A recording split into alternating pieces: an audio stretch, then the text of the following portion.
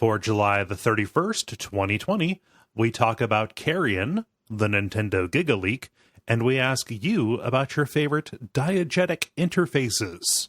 Welcome to level 338.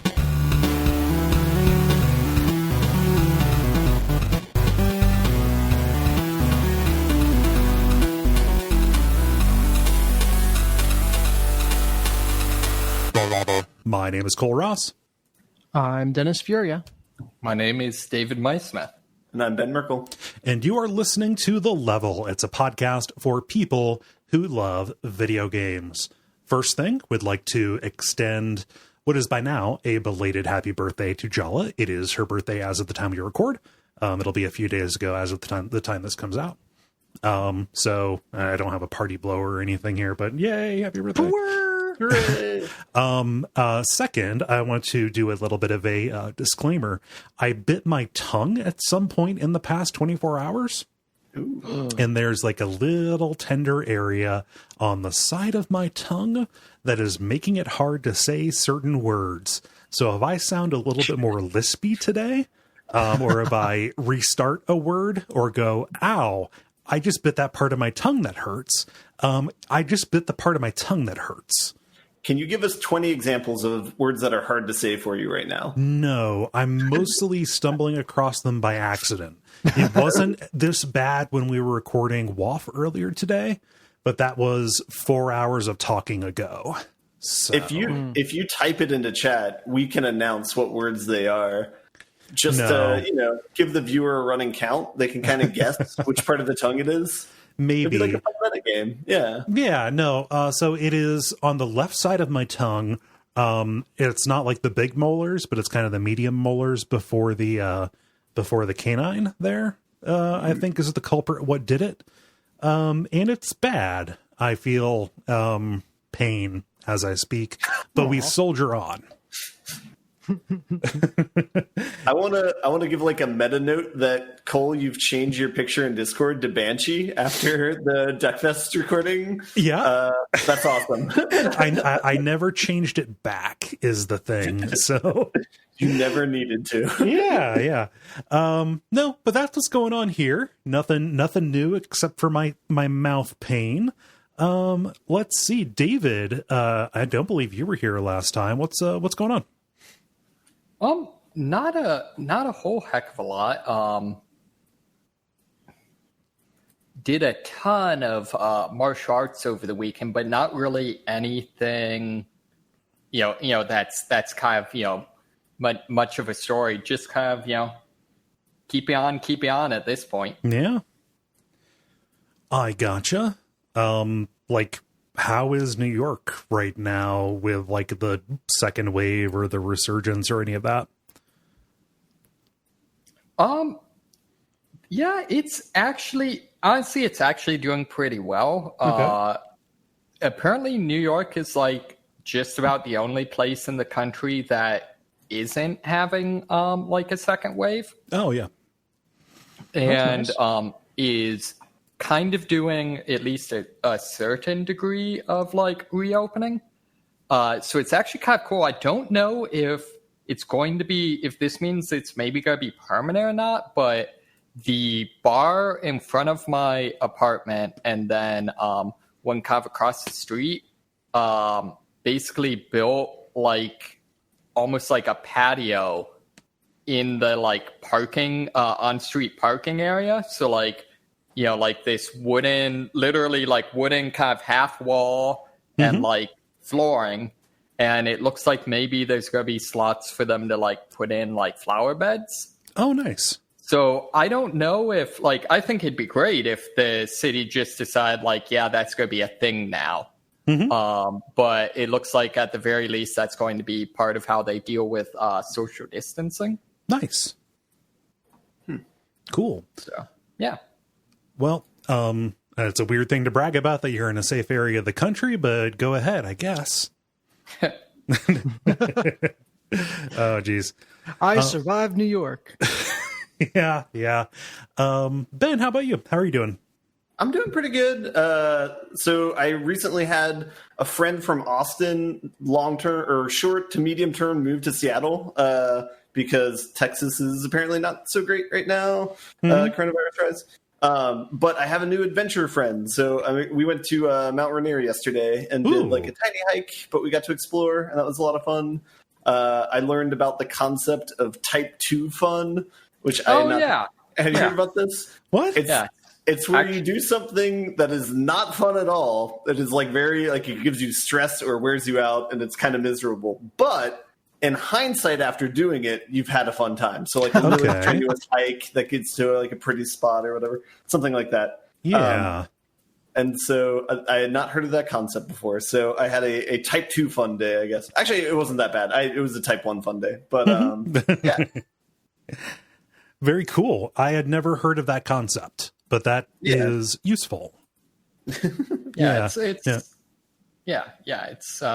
of a little bit of the what doesn't kill us makes us stronger type of thing. I've definitely said something along the lines of, I hated doing that, but I'm glad we did it. Right. Yeah. I think that probably is the wordier way that I would have done that. Nice. Like how is Mount Rainier this time of year, like scenery wise? Oh, it's super pretty. So like on clear days, if you're traveling south from Seattle, you can see it from like Seattle, basically. So it felt very Journey-esque, where it's like at the beginning of the morning, you see it way off in the distance. And then like maybe like 3 hours later, you're like seeing it very close, very up close and personal. The only way you can get to the actual top is if you like ice climb and stuff. I think you need like permits for that. So we didn't do any of that, but, the national park goes to like close to the top of the tree line.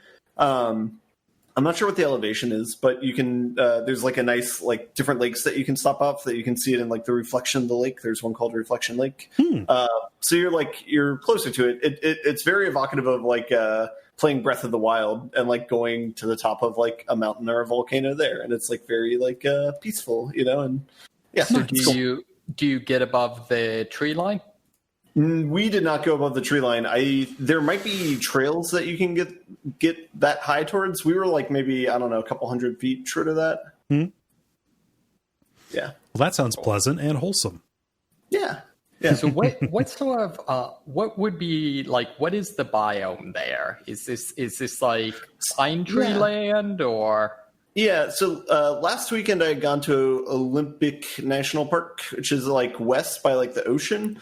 And like that's more like feels like a quote unquote rainforest where it's like that, I guess that sort of plant life, I guess. This was much more like dark green, like pine tree forest type of thing. There's certain points where you get to certain elevations and you can see just like almost like endless valleys that are all just pine trees and so that's more of the wildlife. So nice. Thank you for sharing that. Dennis, how about you? How are you doing? Doing good. We this week found out that we are having our third boy. So woohoo. Obviously would have been thrilled either way, but it's fun to find little things to celebrate in these times. So we have boy number 3 on the way. Yeah. And that was the fun reveal this week. That's like hitting a jackpot on a slot machine, but it doesn't spit out coins. It just means you can give like shoes to a third person. Yes. It just spits out shoes? Maybe. I don't know. It kind of the metaphor broke down. No, we were going to have to get a new house to hold all the clothing that was going to be purchased if we were having a girl. So yeah, this is the better option, at least on that front. Nice. But yeah, it's fun times. Congratulations. I remember you saying that you like purposely wanted your children to like share rooms with one another. So is there going to be this like weird dance where like the next boy will share one with Milo and then Luke will like upgrade, or are all three of them going to be in the same room? That's a tricky question. Okay. Because there's a little bit more of a gap between Milo and baby number 3 than there is between Luke and Milo. So I don't like for a time I was in a single room with all 3 or I guess all 2 of my brothers. There were 3 of us total. Yeah. And I don't know if we would do that or what, but yeah, that's we might have to figure something out just to Yeah, you can rotation system, or you know what we'll do is we'll set up like a rating system, and whoever's done the best gets their own room for a given night, and then the other two have to share. I'm sorry, did you say a rating system or a raiding system? Dealer's choice. Depends on how bad the day was. This is it sounds snarky, but this is true parenting story. Is we literally have a day chart for Luke and Milo, and it is like the most effective parenting tool we've ever arrived on. Yeah, it's literally just 9 boxes on top of each other, 3 green, 3 yellow, 3 red, and a little magnet strip along it that we move them on. And like if basically, like there's so many things, especially when you get to their age of 6 years old, where they know how to test your patience or kind of push buttons without actually breaking any rules. Mm-hmm. And so it's not appropriate to like punish them or put them in timeout or take something away because they haven't done anything that bad. But they know they're being shitheads. They're being shitheads, and you need some way to deal with it. And so for us, it's just become, all right, I'm bumping you down on the day chart. Like that was, that wasn't cool. You're going, or like, hey, you're having a good day. You haven't done anything like big crazy thing, but you just had a good day, so I'm going to move you up. And that has been hugely motivating for them. And I would say I think they've been in the red like once a piece since we instituted it months ago. Yeah.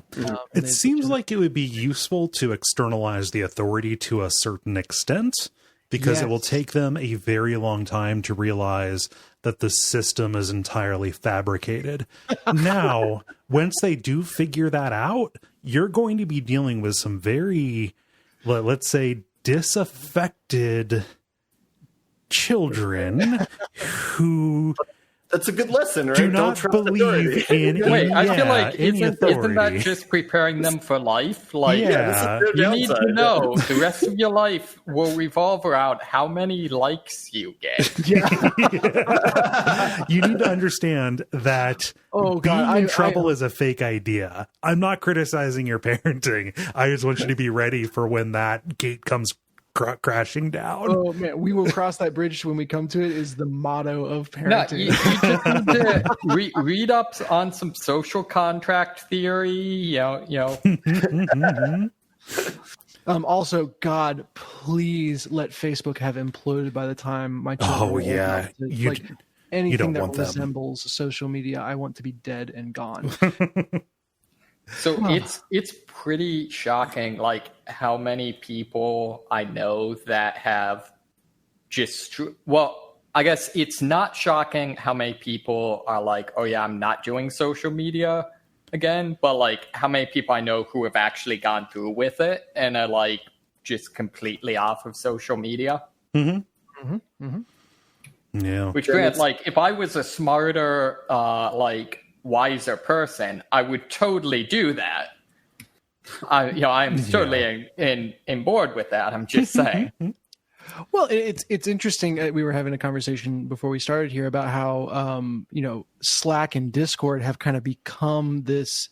You kind of can have your circles there, like it's digital community where everyone isn't just lumped in on top of each other, which is actually a very healthy thing in many situations. So whatever comes next, it can't be worse. He said guaranteeing that it will be. If you want a defensive strategy, use the South Park method. You and Jen just have to think it's cool and act like it's cool, and they won't want to do it. Yeah, just really get their engagement up, and then push them away. That's right. I would not. I would be very intimidated to have to deal with that. That would be really rough.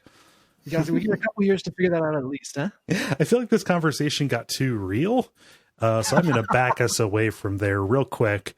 I think that we've got to get started because I have some games to talk about this time, which is unusual for me. So if there's no objection, I say we do a regular kind of show. The grind, the multiplayer, and then the end boss, and we can get started with The Grind. The Grind, where we talk about the games we have been playing over the past period of time or so. David, you've been away the longest, so I will throw to you first. Yeah, so I've actually got a couple of things I've tried out. I checked out a game on Game Pass called I think it's West of Dead. So it's a roguelike kind of, I don't know what the term would be, like isometric. Is that a thing? Yeah. Yeah. So isometric cover shooter.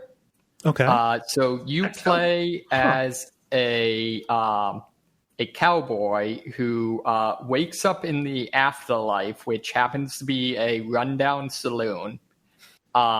Only to find that apparently something is blocking the souls of the departed from, passing on. Okay. Someone simply referred to as the preacher.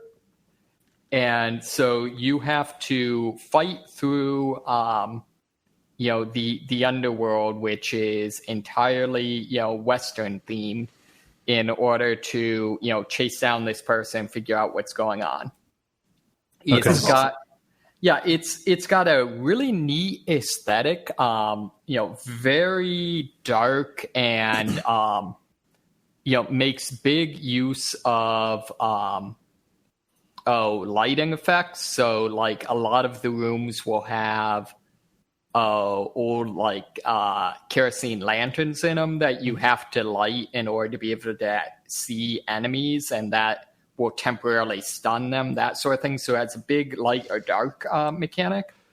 And then from a gameplay standpoint, the other big thing is the weapons you have.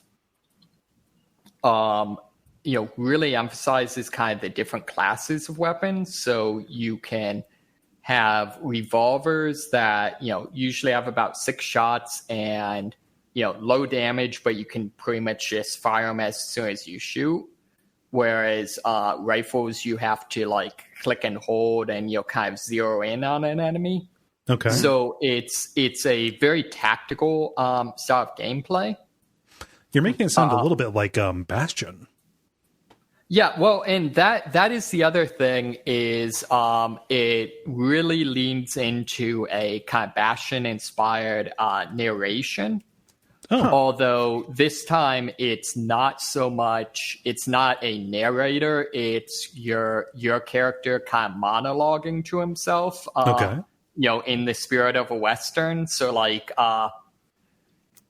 just as example, the things you collect that are your ability to upgrade in between runs are, called sin. Okay. And in between runs, you run into this a witch that will take this in and give you these upgrades, and so he'll monologue about I wonder from time to time what that witch does with all that sin she's acquired over the years. Now look her in the eye and realize 'tweren't none of my business. Just that sort of, that kind of, traditional Western type of thing. So that's, really good. The gameplay for me, it didn't quite hit it off. I need to try it with a controller, although if I remember correctly, I think it maybe doesn't work with a PlayStation controller, which probably isn't surprising because this is in the Xbox kind of published wing of things. So public service announcement, there's software, I think it's called DS4, but I've had the same problem with the PS4 controller where it never worked. But once I used that, I was able to use PS4 controller on computer. Okay. Yeah, I'll give that a shot. But even outside the gameplay, even if that doesn't quite work, I think the aesthetics and, kind of the tone and those sorts of things really justify it. Okay. The other thing I've been playing, actually in kind of a similar vein, is Neon Abyss. Okay. So this is a side-scrolling shoot 'em up, bullet hell game that I guess is sort of set in a nominally cyberpunk setting, although a bit more leaning into kind of the 80s, neon synthwave type of thing. Yeah. Much more cartoony than that would lead you to believe. Yeah. And it really draws heavily, in particular, on some of the Binding of Isaac DNA in terms of, having a ton of different upgrades that drop and having pretty much all of them affecting the way your avatar looks, often in kind of ridiculous ways. Cool. The other thing that's kind of weird is each of the bosses are sort of like it'll be like such and such, the god of social media, or like such and such, god of influencers. Like they're all sort of, I don't know, themed after these kind of Black Mirror-esque like social ills, I guess you could say. Although the game doesn't seem to have any sort of like, there is no coherent plot line whatsoever. Right. It is not going anywhere with anything. Not that that's a bad thing, it just is. Yeah. Although my biggest complaint with it probably is apparently each of the characters has a special move, and like there's eventually one of them that their special move is the ability to do a dodge roll. But ultimately, I think in a bullet hell game, and definitely in a roguelike game, I just don't think you can really have the game work without a dodge mechanic. It just ends up not being enough verbs. Mm-hmm. Yeah. So yeah, it'll be interesting to see where it goes. I think it's early access, so I'm hoping, maybe they change some of that stuff up. But, at the very least, it seems like an enjoyable enough game. Mm-hmm. Nice. And then the last thing I picked up is actually a game that is on sale called Volcanoids. Yeah, no, you're 3 for 3 on games I never heard about. Yeah, it's been kind of a weird week. So this one is, I guess, sort of in the Subnautica / No Man's Sky / Satisfactory vibe, in that it takes place in this steampunk setting where this island or archipelago or something, people were living there, and then someday like all these volcanoes start erupting and robots appear out of the ground driving these vehicles that are basically like giant drills that just burrow through the ground. It's like the Underminer from The Incredibles. Yes, exactly. And then, you kind of flash forward, I don't know, a couple years, and you're part of a team that's, coming back to, reclaim the area, and you basically take over one of these machines, and that becomes your home base that you then have to, basically scavenge robot technology and build it into your base to convert into your vehicle, to slowly convert it to kind of this moving factory / transportation. It's got kind of a unique mechanic in that every, I think by default, it's like 30 minutes on normal mode, the volcanoes erupt, and so you have to get back to your vehicle and burrow underground before that happens, or you just automatically die. Okay. It's just a more codified version of what happens in Minecraft at night. Yes, exactly. That's also how they get around, like, that's when all of the resources respawn and, that sort of thing. Mm-hmm.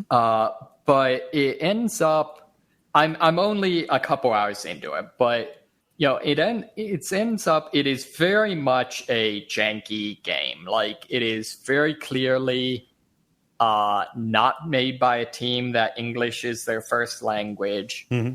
And, it's kind of seems like it's going to end up being the kind of Eurojank thing where, their grasp is longer than their reach, or maybe I have that backwards. Yeah. But at the same time, at least for me, I think that's something where, like, I'm okay with that as long as you're trying interesting things. Mm-hmm. So, one element, and you don't permanently corrupt my save. Right, exactly. Yes, yeah. One element of it that I do actually really like is it's much more claustrophobic than most games of this style. So your vehicle is much more like a, say, like World War II era tank, where you're just kind of, stuffing in, hydraulics and, workbenches and things like that. And like, your bed that you use to heal is, right next to the boiler, which is across from, I don't know, your periscope or whatever. So it definitely has a very unique feel that I think works in its advantage. Mm-hmm.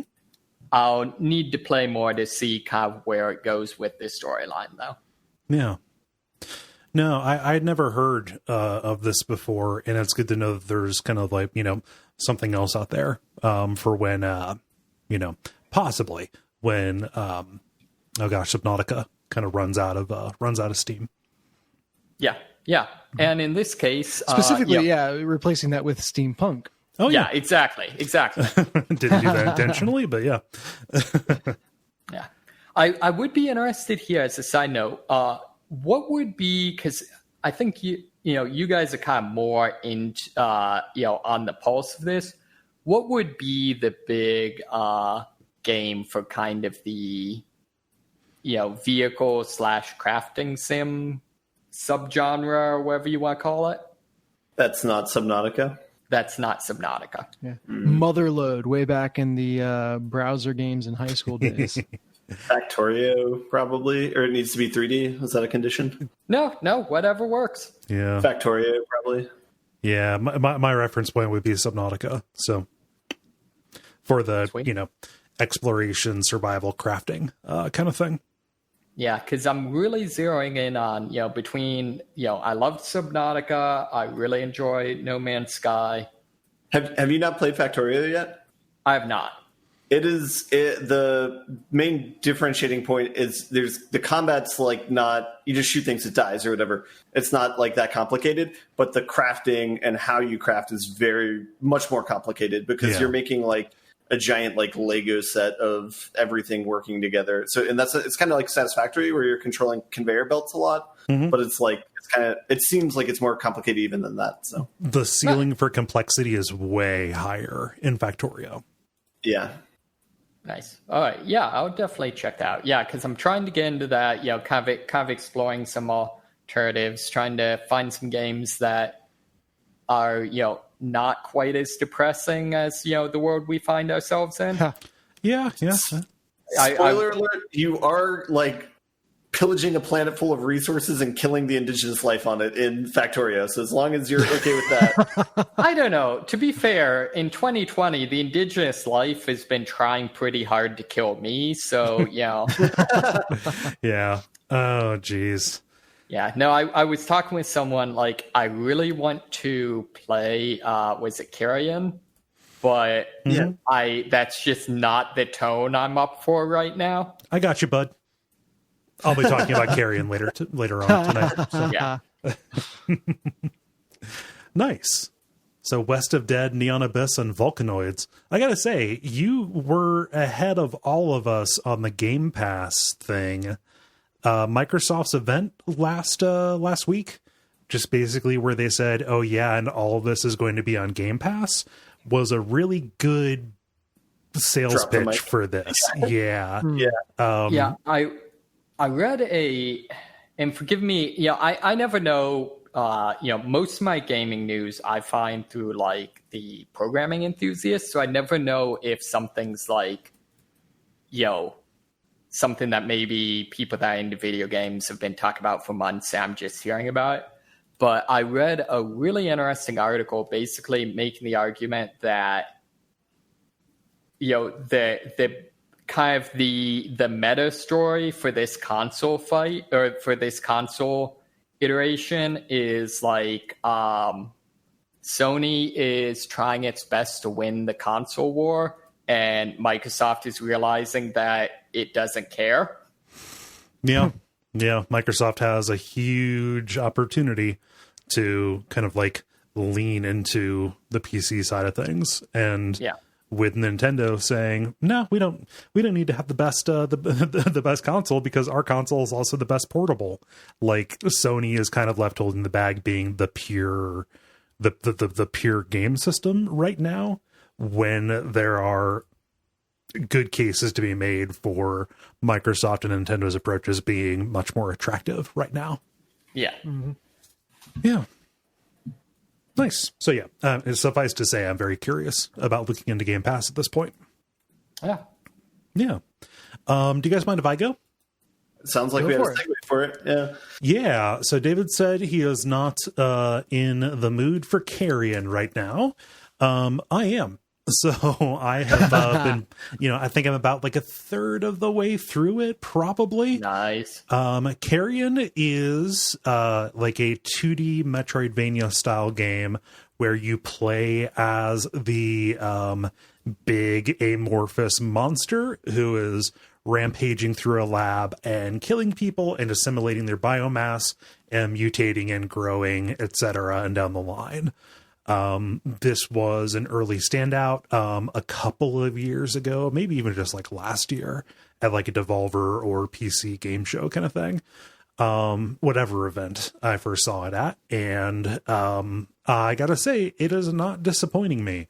It is very, very satisfying to be this monster, even if it isn't like the most empowering thing all of the time, which is very like a pleasant surprise that you really do have to lean into, stealthiness, and almost like a Hotline Miami style order of operations when you approach a room full of, civilians, whatever. You can just, take care of them. But like the people, like the actual guards and soldiers that you oftentimes are going to be mowing down, they have like assault rifles and they have energy shields that will hurt you.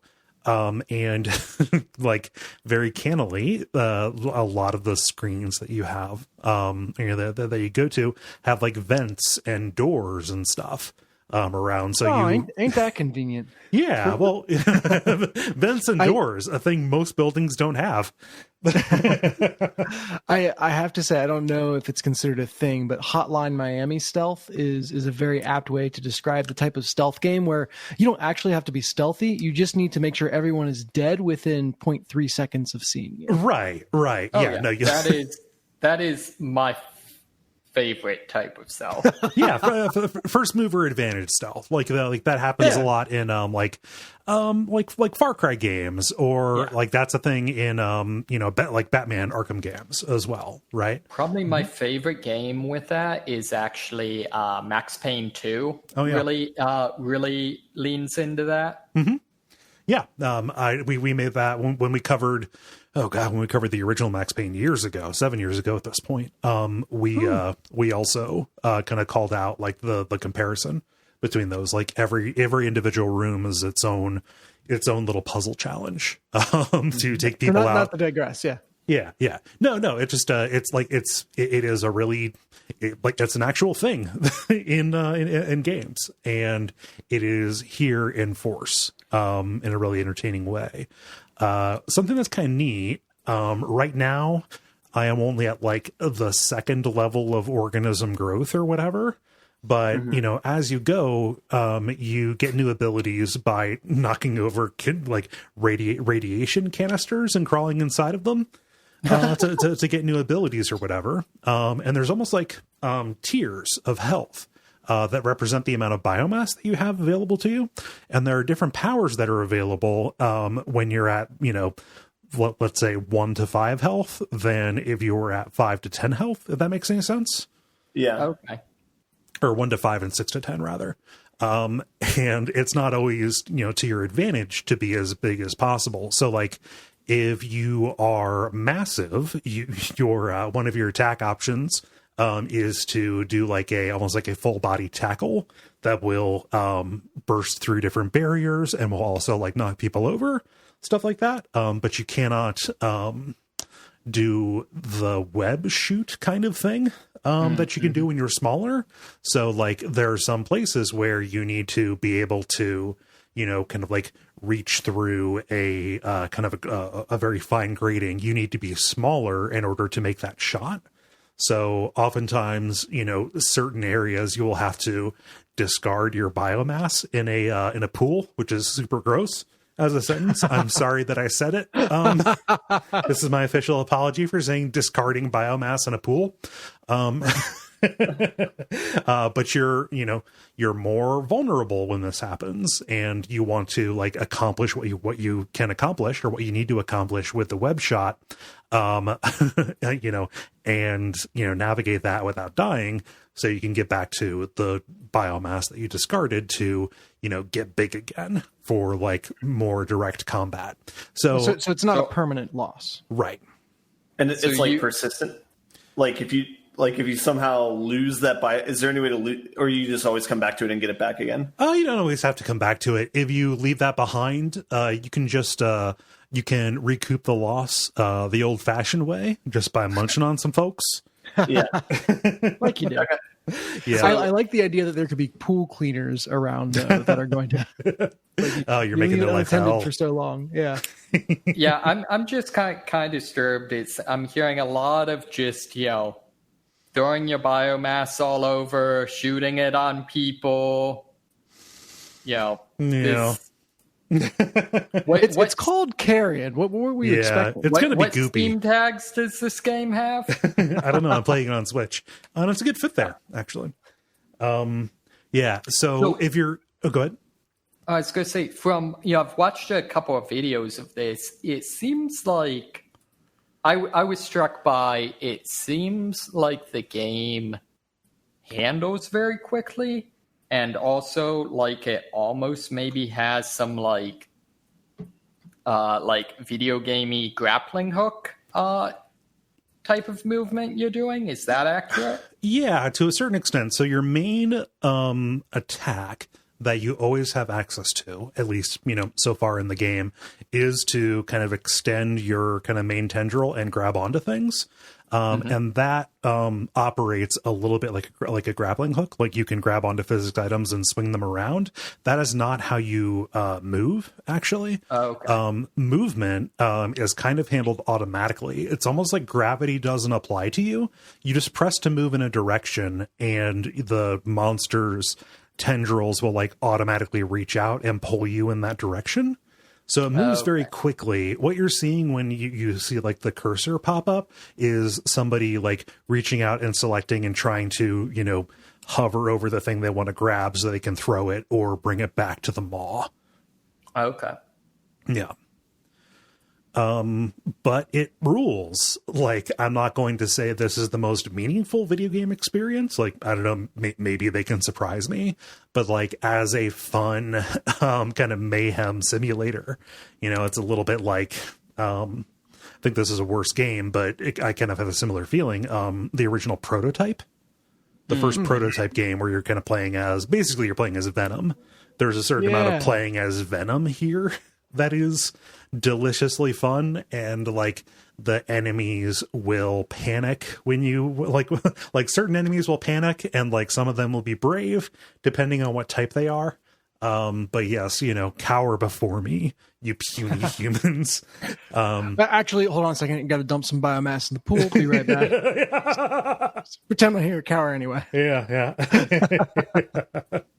But yeah, it's super cool and kind of just like the nice, like lighthearted thing that I want, for certain definitions of lighthearted.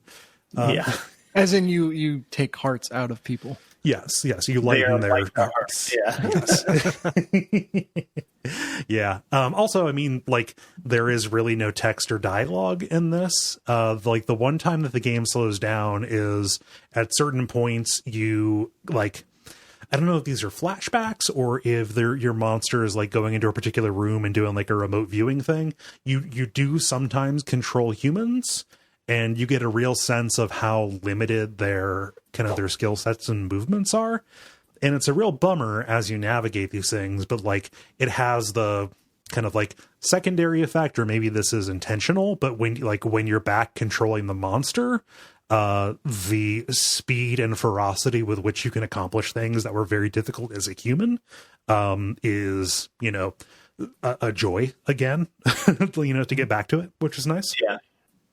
Yeah. That's cool. Yeah. There's no text to this. There's no dialogue. Like nobody says, like really the only like exposition that is there is like there are occasionally like LED message boards that like are like warning signs, or we'll talk about like how many like containment seals are breached, like just basically like providing a little bit of information about the areas. Kind of like the Oddworld games had similar kind of things, like level summaries presented on LED boards like that.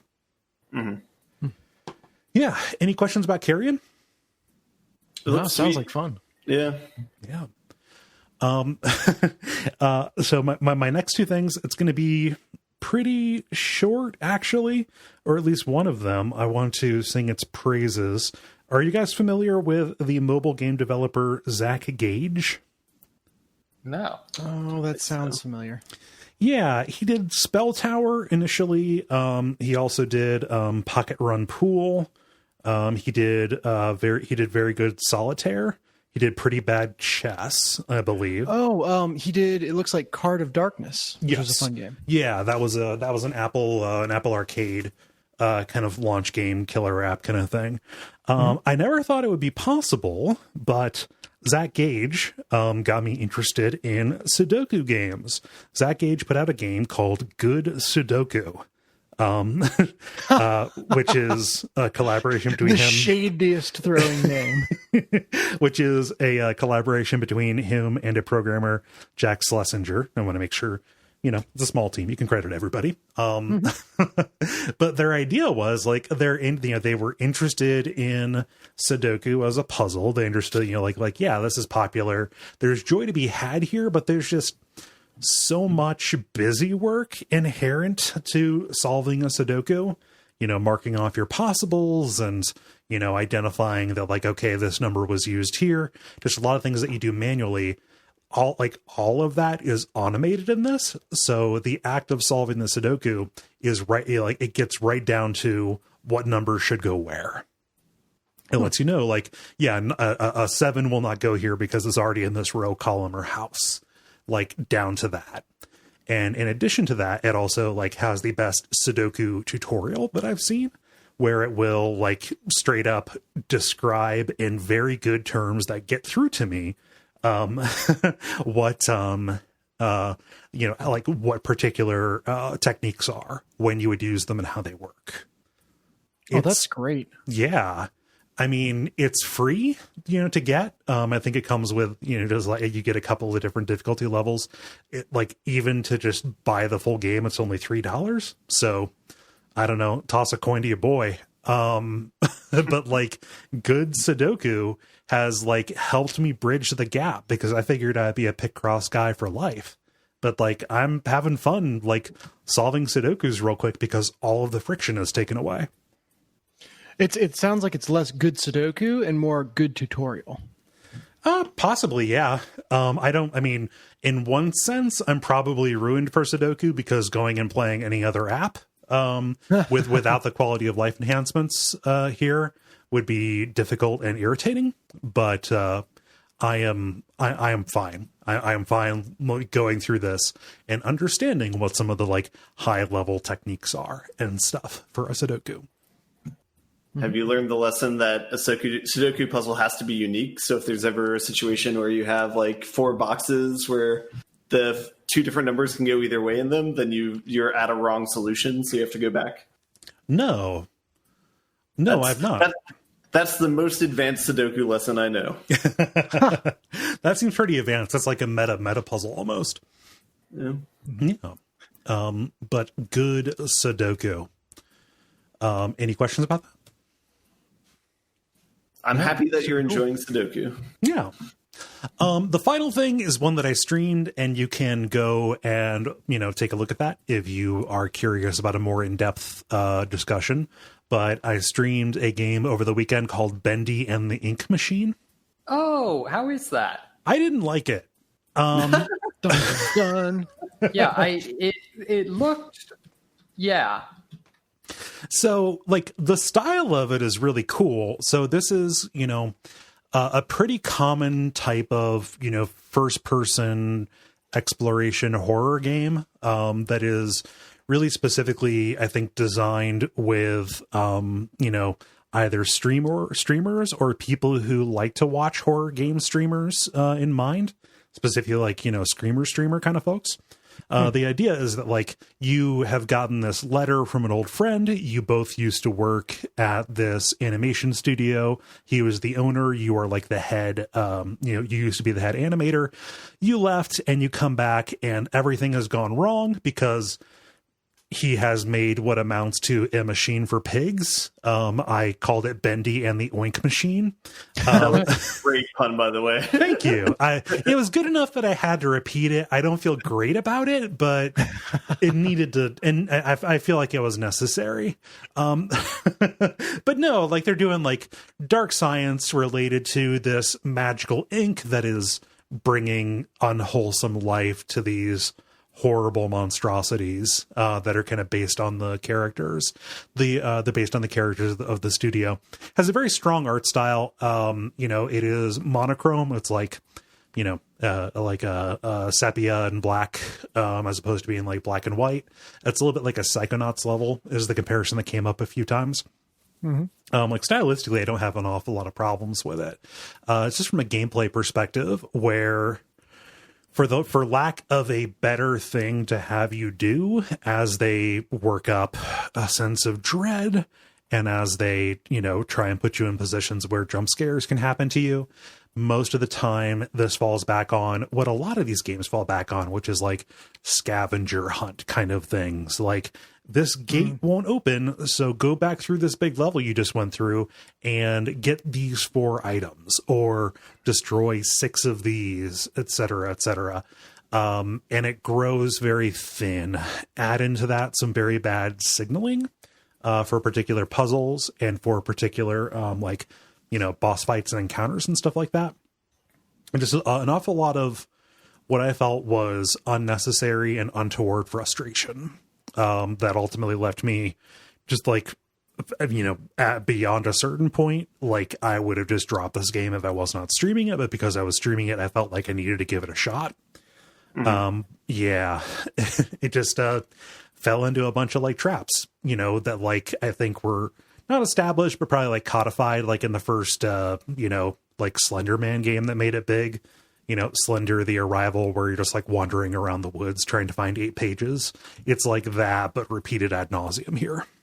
Any quest with a number easily inserted into it is probably not the best. Yeah. Unless it's Sudoku.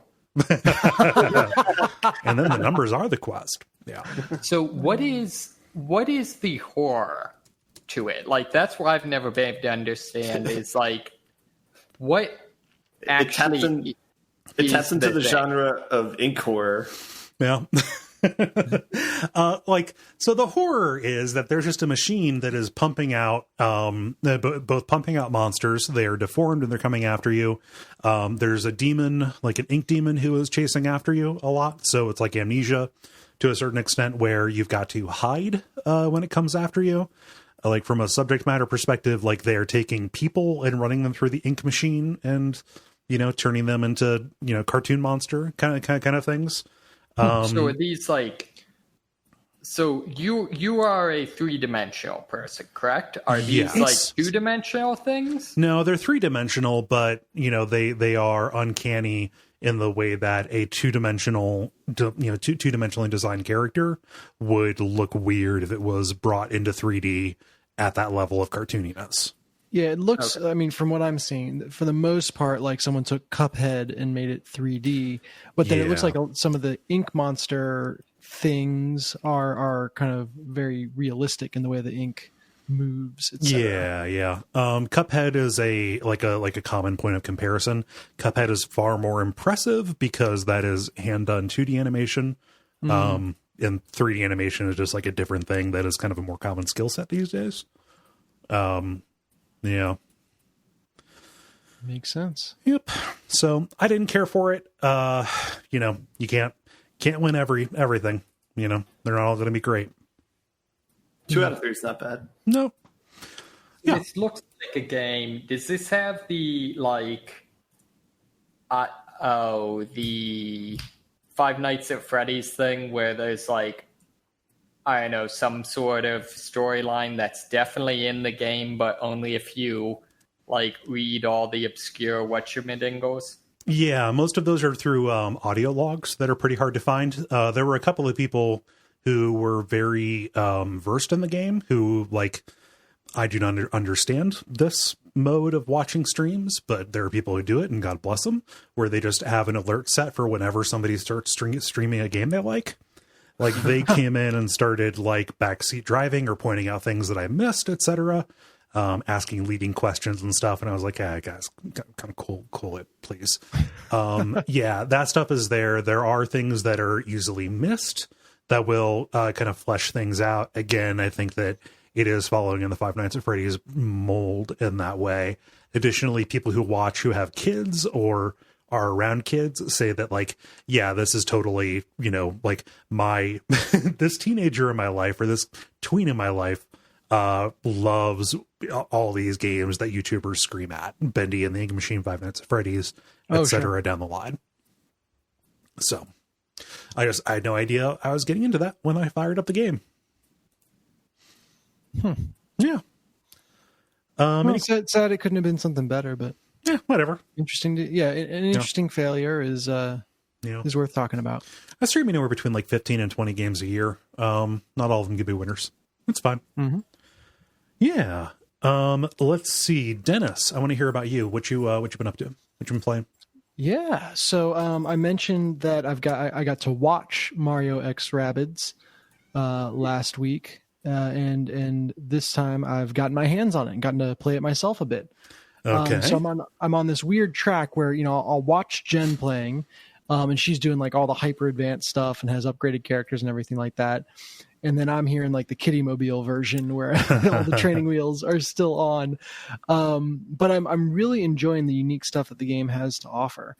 So this, turn-based Mario game, which is two great tastes for me anyway, that seem to work pretty well together. The way they vary up the objectives has been cool so far. So there's missions where you have to kill all the enemies. Or I don't know what they call it, defrag them or something. They get little blue swirlies around them and evaporate into the air. Mm-hmm. Oh, so they are totally not dying. Totally not dying. Yes. Yeah. But then there are also missions where your goal is to just get to an area, and all you only have to get one character there, and then they just put a whole bunch of enemies in your way, such that there's more spawning every turn, and you can't feasibly kill your way there, for lack of a better term. It feels weird to say that in a Mario game, but so you have to kind of creatively use the movement abilities in this game, which are very interesting, and then kind of pick your spots to clear the path and pick your spots to try to run away from people to get there successfully. And I found those to be really, really enjoyable and my favorite missions that I've encountered so far. Mm-hmm. So that's, it's kind of that plus the movement powers where, if you are standing close enough to an ally, you can use them as a springboard. And so almost exactly like in the new Super Mario Brothers games. Yeah. It's like they took inspiration from it. But they, if you plan your turn right, you can effectively double your motion range, which is fantastic without any trade-offs. I'm so used to in these games that you can either sprint or you can move a normal amount and do something. Mm-hmm. And here you can have it all, baby. You just got to plan well enough, which is great. And it's very, very rewarding to play that out. And it creates these great moments where it's like, oh, one square over, I could be in cover. but one square back, and my teammates can use me as a springboard. Like, which do I choose? Do I take the damage to get the better positioning, and all that kind of stuff? So that's really fun. The world too, like Mario worlds are always very filled with just delight and joy and little surprises. Like that's what the game does really well. And they've crossed it up with Rabbids, which just adds this element of slapstick and amuckness to it. Okay. So Rabbids is basically like Minions for people who are only mostly awful. Yes. And the idea is that those two worlds have been merged together in all these interesting ways, and as you're walking between levels, that is showcased everywhere, but you can't really see it. And that's because for most of the game, when you're exploring between the tactical levels, your camera is at a fixed isometric view, and you can rotate it, which is good, thank God, but you cannot take it off of that 45 degrees downward view. Which means that if you're standing on the very edge of something, wanting to look at something that's off in the background, which again they've filled this game with so much love and delight and all these little moments, but you have to like work and like figure out the right corner to be in, and then turn the camera the perfect way to see it out of the corner of your eye. And it's just painful. That's frustrating. Yeah, and like I've played Breath of the Wild on this thing. I know that the you can show everything, and there's no real gameplay reason that I can see for locking the camera. Go ahead. I can't see a reason for not having an option to do a free look kind of thing. I could see if they're aiming it at people who might not necessarily be the most adept at navigating a 3D camera. Like if this is what it is marketed as, which is kind of an entry-level strategy game, why they would want to make it so that you couldn't lose sight of the tactically necessary information, let's say. Yeah. The level is presented a certain way, and the camera jives with that, which I like that rationale would make sense, but it has been as frustrating at times in the game as it has in the explore mode. So it's an odd choice. It's like my first thought was like, oh, they're trying to save computing power, but there's no reason they should have to do that with what they're showing. So instead of being able to wander around between levels and kind of enjoy all this stuff that's been put into the game, there are a couple places where you can hit A to get like a special zoomed in camera on it on a particular highlight. But otherwise you're kind of just at the mercy of whatever happens to be close enough. So that's disappointing. But it is also that is the ability to wander around between tactical levels is something I really like. So it is so weird that this is the game that has done Mario without jump. I mean, that and Captain Toad Treasure Tracker, which is a Mario game where you cannot jump. Interesting. And you don't play as Mario, you play as a Toad, but yeah. Which one came out first? I guess Treasure Tracker. Which is ironic because Toads traditionally known for their jumping ability. Well, I mean, like these are mushrooms. I've not seen mushrooms jump very often. You haven't been using the right mushrooms. First, you haven't been eating the right mushrooms. Man, we all jumped on that one. Yeah. Captain Toad, I believe, came out before because that was a Wii U game. It was a like a bonus mode in Super Mario 3D World before that. Yeah. So anyway, this game, between the tactical levels where you're literally moving on a grid, you can run around with Mario just like you would in any other game, sans the jump button. And you can actually run back through the levels that you just did. You can run and kind of explore secret areas between. And that creates this really nice just kind of flow to the game of exploration and then tactical combat and back and forth. Whereas, an XCOM or the like usually has some kind of like macro strategy layer and then the tactical level and then macro strategy. This is I would call it a platforming layer, except there's no jumping and really no platforming then. But an exploration mode in between levels. And I like that because you can see the tactical layer as it comes up. They always have like 2 flags on either side of the entrance, so you know when you're walking into it. And you can kind of look at the structures ahead, which feel like the rest of the game would be like, oh, this is going to be interesting, or like, yep, that tower is going to be full of enemies, or whatever as you're walking into it, which is really fun. So that's like I said, I'm still fairly at the stage with training wheels on, but it's been fun, and the kind of twists that is thrown in via movement and objectives have been nice. And then I've seen that the game gets hella hard in later levels, so that's been fun as well. Nice. Yeah, no, it's neat to hear you talk about like the fact that you are finding interesting trade-offs, specifically with like action and movement order, and kind of weighing cover against mobility and stuff like that. Like that actually is pretty comforting to me, like from you as somebody who really is not just neck deep in XCOM, but ears deep, eyebrows deep, however deep you want to go, that there is still like interesting stuff happening here tactically. Yeah. And it's, I think, especially when you reduce the scope, like it's like Into the Breach, in that, a reduced scope means that what is done is more bespoke and intense. Yeah. And I'm happily, I'm happy with that trade-off in this case. The other game I've been playing is a real-time strategy game that I mentioned a couple weeks ago, Homeworld. Oh, the remastered game I went back to. So not as much time in that as Mario and Rabbids this week. I keep on wanting to say Mario X Rabbids, but I think it's Mario plus Rabbids. Yeah. So Mario and Rabbids. So Homeworld is, God, a 15-year-old plus game at this point. More than that. Like that was like a really impressive, like, I mean, like this is back in the day of like voodoo graphics cards. So like, oh wow, yeah, like that was around the time of like Quake 3 Arena when it first hit. So this would have been like 1999, 2000, something like that. Yeah, so this is like a 20-year-old game at the least.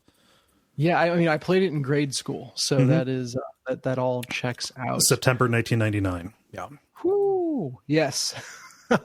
And so, coming back to it, I only played a little bit of it when I was in grade school, because it was one of those games you got out from the library and then had to return. It didn't really run on my machine, or I should say my machine wasn't really powerful enough to run it. So I just got a taste of it, but it's always stuck in my mind as like that seemed like a really interesting game. And the answer is yes and no, as I've come back to it. Okay. So there are moments of striking beauty in this game. Like as a space RTS, it just the moments where I could just sit and watch my ships doing their thing, like fish in an aquarium. Like take any moment from the game, and it could be like that. Yeah, and it's just it's almost like I'm mad when bad guys start attacking, because I was having so much fun just watching. Like it is really, really beautiful and serene in that way. Nothing really makes sound as you move. It all just kind of floats through space, which is apropos. The trade-off there is that space is very empty, and there's not a lot going on, and that is definitely the case in the levels. So every level that I've been in so far, which granted is 4, so this could change, but is functionally just an empty area, and there's some asteroids sprinkled in one place just so your resource collectors have something to do. Right. There's not different kinds of resources. There's not, like, beyond that asteroid field, there's not really points of interest. And the do you still call it a skybox if you're in space? Yeah, I mean, I think we would all understand what you mean when you say that. Just call it the box. Yeah, the universe box is gorgeous to look at, but there's, like, other than that, there is nothing. There is, and that gets old really quickly. So I think probably young me was more forgiving of that and just impressed that you could be in space. And older me is like, okay, well, what is there going on here? Yeah, like I mean, in any other real-time strategy game, the map kind of defines your strategic possibilities, right? Yes. And that is, every conflict once it's started is functionally the same. I use my fighters to kind of swarm and be evasive while kind of keeping their fighters at bay. I use my corvettes to, be the main hunters and take out priority targets. And then I use the frigates to make sure anything bigger doesn't get out of control.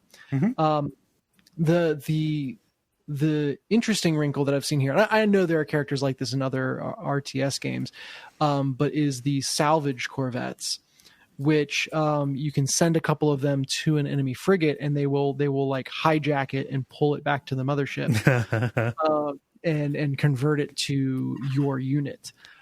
Which the conceit of this game is that you are a single fleet of spaceships trying to find your homeworld. After the planet that you thought was home was destroyed. Okay. And that's a really interesting conceit. And just, I think probably part of the reason the game stuck with me was the story hook was so intriguing. It's like, all right, it's not Earth, but Earth is not where we came from. It's actually somewhere out there. And in our first attempt at like getting ready for hyperspace travel to go there, we screwed something up so bad that bad guys came out and destroyed Earth. And so our only option is onward. Like a really cool conceit. And so it is, a single ship means a lot because you are not just this endless well of stuff. You're kind of the very small. You're constrained. You are, yes, in many ways.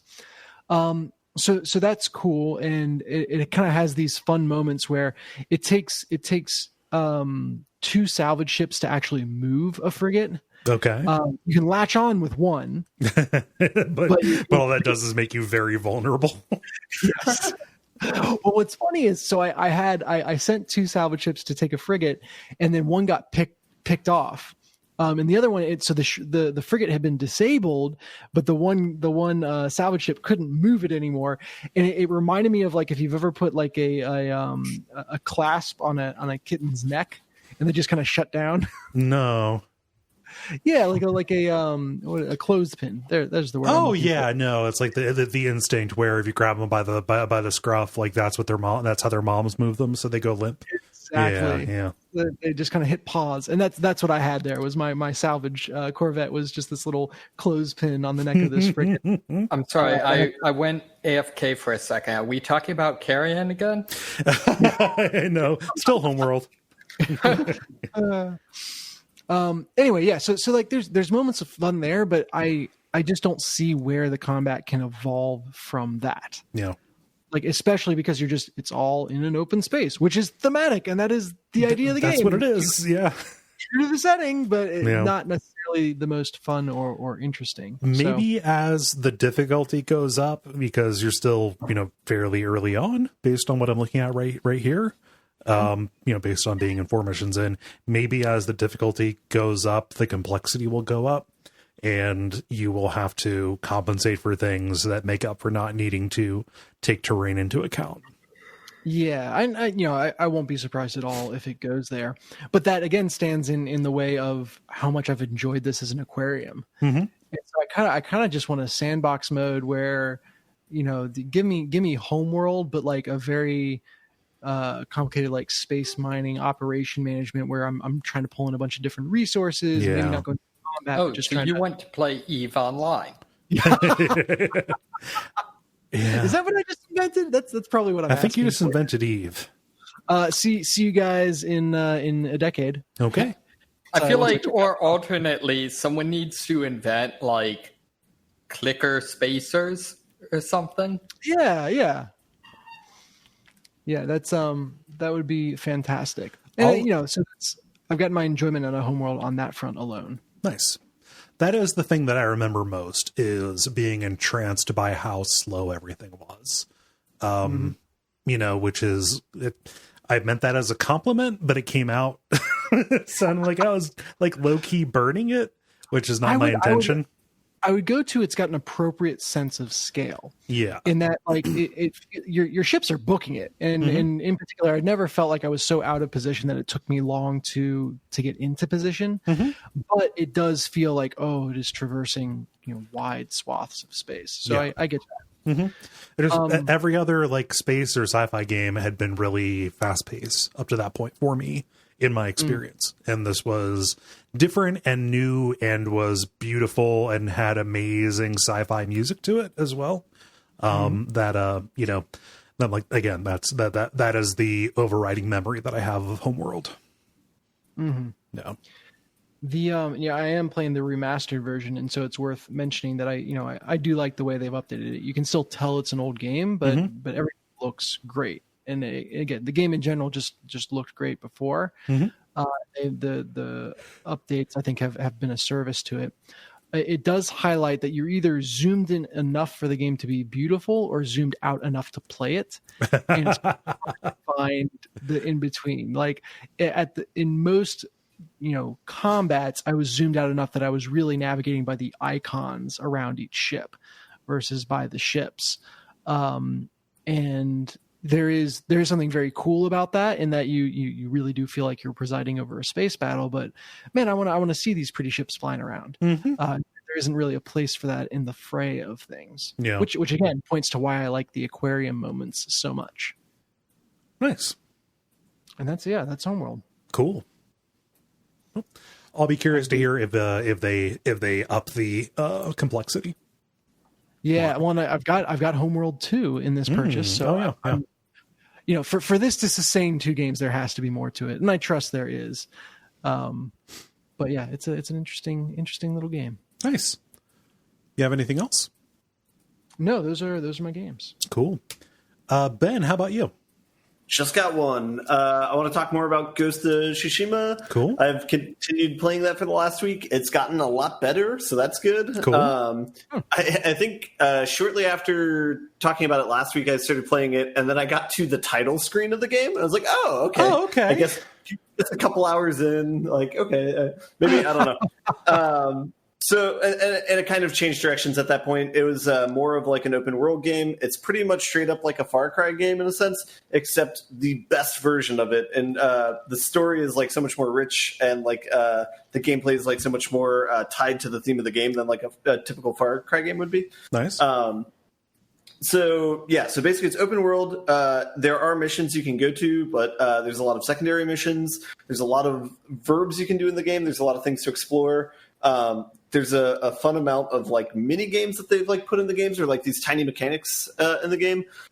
So just to speak of some of them, there's a mini game where you can chop through bamboo, and it's kind of like DDR. You have to press buttons really quickly in order to do it. Okay. And it does it in ascending order. So it's like, here's 3 buttons to press, and then after that, okay, here's 5 buttons to press, but you basically have to do this within like 2 seconds in order to chop through each one. And if like you miss the pattern, it'll like stop. What do you gain by chopping through all that bamboo? Are you getting enough to like make some nice flooring, or? Yeah, so there's only like this like mini game is only in certain parts of the map if you find it, and if you complete like the set of like mini games, then you I think it upgrades your focus, I believe. But there's like a lot of things like this in the world.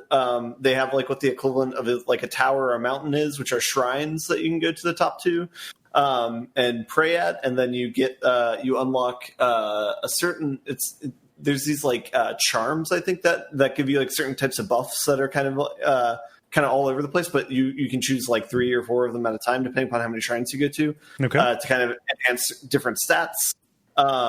There's hot springs you can find that increase your maximum health.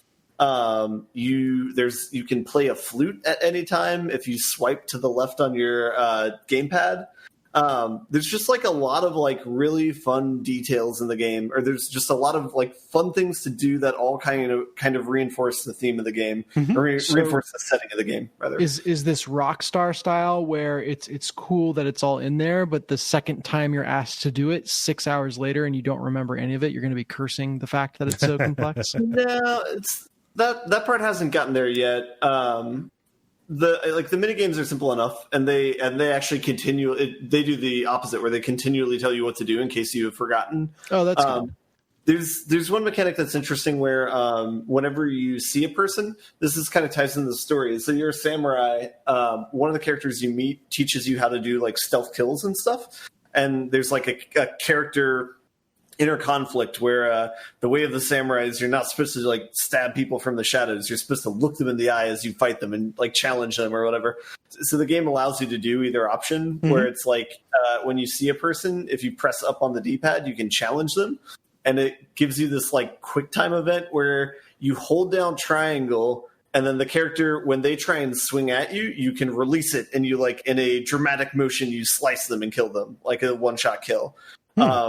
They complicate it later in the game where the person attacking you will do like little psych outs, you know, or like little flourishes where like, you know, and if you like, if you let go of the triangle button, then they just get like a free hit on you. Nice. And so you start the battle like with a little bit of health down. Yeah. On top of this, there's like different stances that you can have when you're swinging with your sword, like one where you're holding the sword over your head or like down. And those are effective against different enemy types. And so you can kind of switch those on the fly quickly by holding R2 and pressing one of the X, square, triangle, circle buttons. And then each of the way they do like an upgrade system, it's kind of interesting is you have a couple different economies, but then you can kind of spend them in a bunch of different places. So as similar to a lot of games, there's like a lot of pickups throughout the world to try and, you know, make it feel fleshed out where it's like you can pick up supplies or iron or steel or whatever. And then from that, you can choose like what sort of thing you want to upgrade. You can upgrade like your weapons with that. You can upgrade your bows. You can upgrade your armor with that. But they all kind of go to the same place with those. And then you have a generic like XP, like legend, I think is what they call it, type economy, where you basically get that for completing missions. And as you do that, there's a lot of different places you can invest it. You can either unlock like new abilities, like so you can have like a smoke bomb versus a grenade type thing, or you can upgrade like the stances that you have, like what attacks you can unlock with those. I'm trying to think what else you can do. Yeah, so it's cool that the game like has a lot of different mechanics that you can interact with, and you can kind of go in whatever direction you want to go in. Like all that seems good. The map is really good. There's a lot of varied both weather patterns and like kind of geographies. But it's all very like it feels very original. It feels like I haven't seen many of these types of settings in other games done before. So the timing and the location of it are all like very unique, and so they've done a good job of like creating that environment. Yeah, it's a lot better than I expected. The missions are good too. Like the writing's not bad. Even though like a lot of these characters you're meeting in kind of like one-off missions, similar to like Grand Theft Auto, they do a good job of like creating like telling what their motivation is like very quickly. Like, you know, you might hear like this sort of like tragic backstory from one character, and that'll propel you in the next two missions. But you like you kind of know what they've been through, and like the overarching setting is like people from Mongolia are invading Japan, so it kind of sets up all these like tragic tales in advance, I guess. But yeah. Yeah, so far it's great. I interacted with the Kurosawa mode. Anytime I have a duel, I usually turn that on. It's pretty great. Yeah, so it has black and white, but then it also has like a film grain over it. And then they also do tweaking with the audio, where the audio, I don't know how to describe it because I'm not good with audio, but it just seems flatter or they probably, basically like run some kind of emulation to make it sound like it is on some kind of older like magnetic tape that would have run in a that would have run alongside a projector. Yeah So the only thing I can think of it's awesome that they put that in the game because it's a very like well done mechanic. I typically haven't seen many other. I know like Uncharted would have like I think they have like goofy filters that you can put in the game. Where it's Donut Drake, etc. Well, there's that for the characters, but I thought there was one specifically for like filters of like tie-dye filter or something like that, where it's like the way they lighting modes. Yes. Yeah. Yes. So I guess like other games have done this sort of thing as well. This one is very good because it's very tied in with the theming of the game. The other thing I wish that they would even like tell you when are good times to turn it on or whatever. There's definitely some times where it might not be the best. There's like one duel you have specifically in this like purple flower region of the map that's like beautiful. But it's like what. You probably don't want to turn on a black and white filter there, but it's funny that they give you two aesthetically satisfying choices that by all accounts are both very, very impressive and worth seeing. And the tough part is choosing between them based on the situation. Yeah. It's very nice that you can toggle between them. So it's very easy to turn one on and off, turn it on and off. The other, go ahead. I was just going to say, what genre is this? Is this a Souls-like? Is it like a Ninja Gaiden? It's like a Far Cry game. It's like a Far Cry game. The combat's not as hard as Dark Souls. Yeah. But it's like a stealth game predominantly? It can be. Similar. It has a better stealth system than Far Cry does. Where it's like you can sneak up on people, stab them in the back, that sort of thing. You can't really do so much as dragging them places or whatever. So it's more like maybe it does feel similar to maybe the Batman system, where it's like you can sneak up and knock out people when you're fighting. It's kind of more simplistic, like button pressing. Basically, you just have to dodge and time parries. They do have parry system, but it's not as it's a very generous window that they give you, and it's basically you can unlock ability where there's basically two types of parries. There's the actual parry, which is if you perfectly time it, then they're left open and you can attack them and get a free hit on them to the point where you can pretty much kill them. The other parry is has a much wider window, and basically you'll deflect their swords so they kind of stumble, and then you can get two shots on them, but then they'll be guarded again pretty quickly. So you basically either do that over and over again, or you land a perfect parry and finish them off quickly. Yeah. But it's like Batman in the sense that there's 4 or 5 people around you, and you kind of have to figure out which one's attacking you. I mean, it sounds like it is a close neighbor to Assassin's Creed to me. Right. It sounds like Shadow of War almost. Yeah, and they do a good job too, where there will be unblockable attacks and regular attacks, and those are almost 50-50. It might be 60-40 with the ones that you parry or whatever. So the other thing that you do is just dodge attacks and then attack them after they miss. But then there's kind of a timing game there, where it's the people who are harder will kind of surprisingly attack twice in close succession, and so you have to figure that timing out. But it's telegraphed really well, where it's the person attacking, there will be a red dot on the sword that's coming towards you. Nice. So it's that part's very nice for somebody like me who's not used to that type of game. Trying to think what else I was going to say. I don't think it's going to be the best game ever. It's not a perfect game, but it's a pretty enjoyable playthrough. I do think it's the best version of a Far Cry game that I've played. Nice. But the theming is really strong and completely unique in that which is a differentiating point. Also, once I turned the dialogue from English to Japanese with subtitles, that improved my experience a whole bunch. Yeah, the thing is I don't know if it's bad Japanese voice acting. The English voice acting's fine, but it's it's much better with Japanese voice and subtitles. Did you probably pick apart the vocal performance in a language you do not necessarily know? You pick it apart less than if you know the if you know it. Yeah, it feels much more immersive as well. I think it's one of those things where it's I think they probably build this as more of a AAA American type game because it would probably sell better. But you can actually make it a more a game that's set in Japan and is completely Japanese, Yeah. So, I'm enjoying it so far. I'm going to keep playing it. I'll probably see it through. It seems like the map, there's maybe 3 or 4 or 5 sections to it. I'm only on the first one, so I still think I'm at the early stages of it. But, yeah. I'm happy that you found that there was more to it here. Yeah. Yeah, I still think that they kind of started the game on the wrong foot, where they tried to make it very Uncharted-esque, where it's following people around and crawling through spaces. Right. And that's not what it is at all. Yeah, and then you don't see any of that stuff for the rest of the game once you're put in the open world, except for very rarely. So yeah. Nice. Does anybody else have questions about Ghost of Tsushima? No, I'll be interesting when you get to that point of like, all right, I've finished the story. Now it's time for the 100% grind. I think it's going to go in the other direction, where I think I'm going to upgrade everything that I want to upgrade, and then I'm still only like halfway through the game, so I have to try and like beeline through the story. I feel like it'll be like that, but we'll see. Yeah.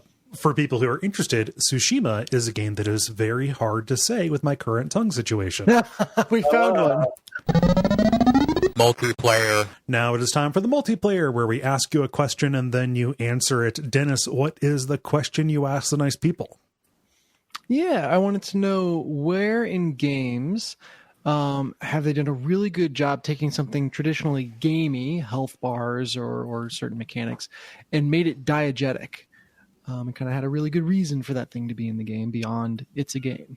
Yeah, and the image that you chose for this is a good answer in and of itself. The kind of health display on the back of the armor in Dead Space. Yeah, so I'll get us started here with Ollie, who says, this is definitely something that I know annoys a lot of people, but I like how some games have used a really simple mechanic to pad out game time. Encumbrance. Let's admit it, we love loot, and it's hard not to Pokemon it when playing something that allows you to pick up a bunch of stuff. But those crafty devs gave those little trinkets and found swords weight. So we need to find a place to leave them or sell them for cash. And this adds extra semi-realistic elements to a game, and I just kind of love it. Plus, becoming over-encumbered and picking up a ring always reminds me of this ad for Australian beer. Don't overdo the sherry. I did not watch that ad for Australian beer. I assume that last line is related to that commercial. They load up a pickup truck, and then just 2 more bottles is enough to make it collapse. Ah, gotcha. Yeah, that sounds like Australia. Yeah, no, I like that. Making it a trade-off. That's not always a good thing to get a new thing. Yeah. Make that game NP hard. Ben, what does Patrick say? Patrick says the Portal 2 movement tutorial comes to mind. It has you being told you were in suspended animation and that you need to do mandatory exercise. Then it has you look up and look down. You were told to walk. Then you were told to walk and stare at art, and you have to move around. Yeah. Yep, that's very good. Like, it is such an immediate sense of like how funny this game is going to be. Yeah. Yeah. Very good. Just the fact that you're in a shitty hotel room, or what looks like a shitty hotel room. It's very good. Yeah. Let's see, David, what does Greg say? Greg says, the tutorials in recent Madden games have done a great job of not only getting you through how to toss the ball and connect with the receiver, but also explain, for those new to the game of football, how things work, quote unquote, and how what you are doing on screen relates to real life. For example, short throws are going to be bullets with a low arc and a lot of power, so you hold the button down to do it quick. Long throws are arcs that depend on timing and angle more than power, so you take more time to focus on the throw with a longer pass mechanic and lightly tap the button. Still won't help me be an NFL quarterback, but I understand the position better thanks to the game. Nice. This made me realize that they, at least on some level, are designing the tutorials of Madden for someone who is not familiar at all with football. And that is a fascinating challenge. Yeah. Like that is really, I kind of like just want to play the tutorial for that alone. I'm having a very tough time imagining the person who does not know what football is, but is willing to go in on Madden at this point. You know it's happened, and that makes me happy. Let's see. Dennis, what does Dan say? Dan says, The Witcher 3 has a good tutorial that builds up the relationships with key characters in the game and starts Geralt's fantastic demeanor. A great start to a great game. Close second was the Vitomatic Vigor Tester in Fallout New Vegas. I need that reference explained for sure. I forget what that is, actually. So basically, the way you assign your special stack is set up to be like one of those penny arcade machines where it's like, test your grip and like, oh, that's great. Are, 10 on the Lovometer, that sort of thing. Yeah, it's in the doctor's office. All I remember is like that machinery looks exactly like the cigarette machines in the old Denny's in Ontario used to look like. Yep. Yeah. That is for me and David. I love the all of the alternate dialogue from that. If you have like really, really high or really, really low in a stat, you'll make different commentary. Yeah. Gosh, low intelligence runs. I know they're problematic, but they're very fun in specifically Fallout 2 in New Vegas. And the Outer Worlds. Yeah. Callum writes, respawning in Bioshock 1 and 2. Yeah, the Vita Chambers and like the way that they are low-key a spoiler for who you might actually be. It's really neat how they intertwine that. I still really want them to come back with and canonize the plot hole this creates at the end of the game where, I guess, spoiler for a however many old game, you kill Andrew Ryan and he presumably immediately respawns like in the next room. Yeah. No, it was in a cutscene. They don't work during cutscenes. No. Except that this is literally this same cutscene where he explains that the Vita Chambers are in world. Nice. That is very funny. I never thought of that. Let's see. Ben, what does Alexander say? Alexander says, in Resident Evil Revelations 2, Claire is grabbed by an evil group and they put a biomonitor type device on her. The old green, orange, red that you use to get on the menu screen is always present on your character model in the game. A very cool diegetic upgrade to something that up to the point had been in pure gaminess. Yeah. Then they did something similar with RE7. So this obviously is not what he meant, but I'm just imagining. He says diegetic. I'm imagining like the Dianetics, the PK meters, or whatever they're called. Yeah, Resident Evil. It is actually a big recruitment thing for the Church of Scientology. Yeah, that'd be miserable. I would hate that. I would hate it if that were true. Let's see here, David. What does David say? David says, "I'm a sucker for playing a game that's about playing a game. See your .hack games and more recently Crosscode. So them being able to talk about menus and quests and level ups and the like without technically breaking the fourth wall is something I get a kick out of." Yeah, I remember that was great playing the Matrix MMO because when you're gonna log off, you just are like, I'm gonna jack out for a while. Yeah. Just don't confuse jack out and log off. Yeah, I heard Ben laugh. I heard him suppress a chuckle like that. That was very fun. Let's see. Dennis, what does Ruki say? Ruki says, I enjoyed how Dead Space took just about every menu and turned it into in-universe menus that Isaac used to interact with things. I'm also a sucker for diegetic health bars like the energy meter Isaac had at the back of his suit, even though it made no sense to put it where he'd need like 3 mirrors to show how much energy he had left. So yeah. I saw I hadn't this. thought about that piece. There are lights on the front that he can see, and he can obviously, tell if he's about to, die.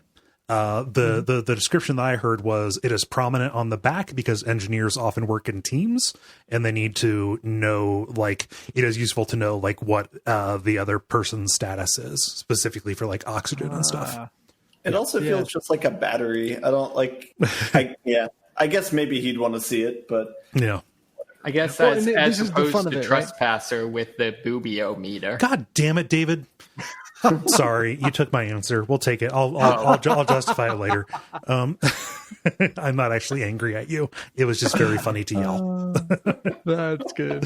Oh, geez. Tim writes, this makes me think of the elevators in the first Mass Effect game. I believe that they were really just the loading screens for the next area of the map, which was an interesting way to hide them, but they were so darn slow. When there are mass relays, you can transport spaceships thousands of light years instantaneously, but I have to wait about 5 minutes to get to the next floor of the Citadel. I think there is a problem. Yeah, they should have really accounted for the fact that like that would vary system for system. They covered that with incidental dialogue, but it wasn't enough. Yeah, not enough so at they all. had to replace it with awkward silence dialogue. Yeah. Became really weird. Just give you time to think about how these characters are slightly in the uncanny valley. And that's why you could sleep with all your teammates in that game. Yeah. It was wise of them to just use loading screens in the next games. Wait. In the elevator? I think.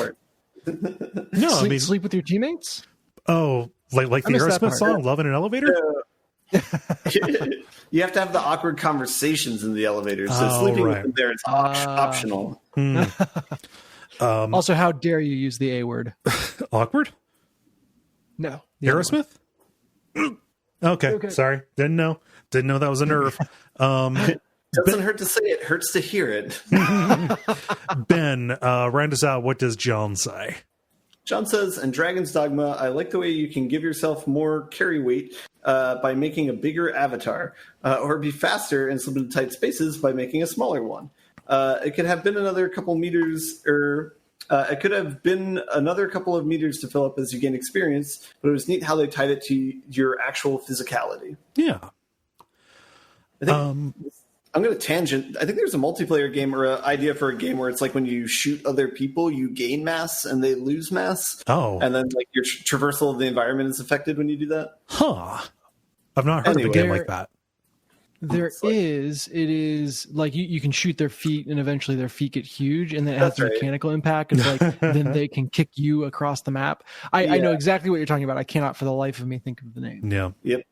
Let's go through ours real quick. Mine is the boob health meter in Trespasser, not because it's a good thing, but actually because it is a very good anti-pattern and also serves as a marker of like, okay, guys, this is the worst thing. This is the worst we could have done. Let's mark progress from here.